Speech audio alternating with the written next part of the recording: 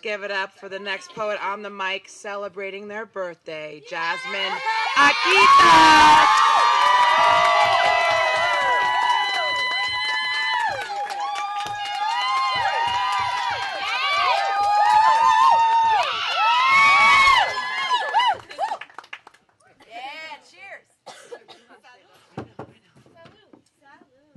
Hey.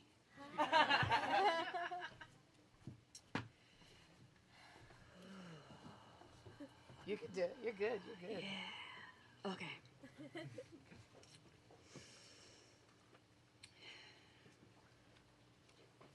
There's a violence in you, he says. The smoke swirls between exhales. Dirty asphalt memory seizes as I bend the corner right out of the train station, passing the liquor store where the owner is a friend of someone I used to wear or be or pretend to know, I think. When the fire inside was crackling deep, and a liter of vodka every other day was the only way to stifle the destruction long enough for what? For whatever came next.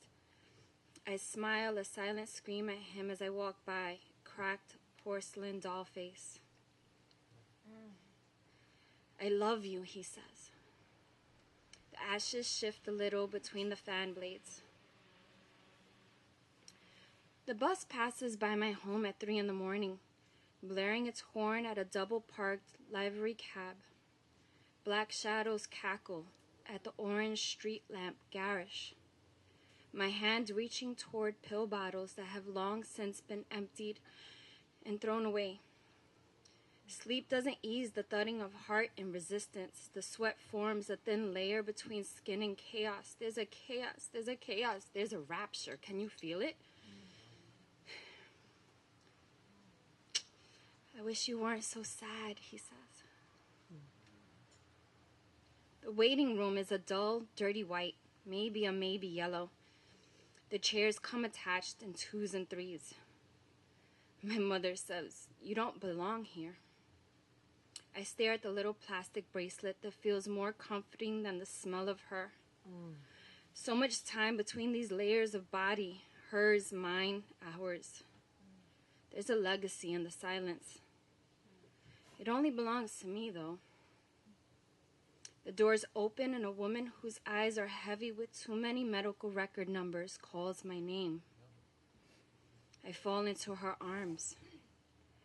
They end up dragging me into a room I can't leave for 3 days. The patterns on the floor are diamond-shaped, like the pills I ran out of 6 days ago. Hurt me, he says. Across the table, I stare. Vision blurred, quicksilver, neurotic.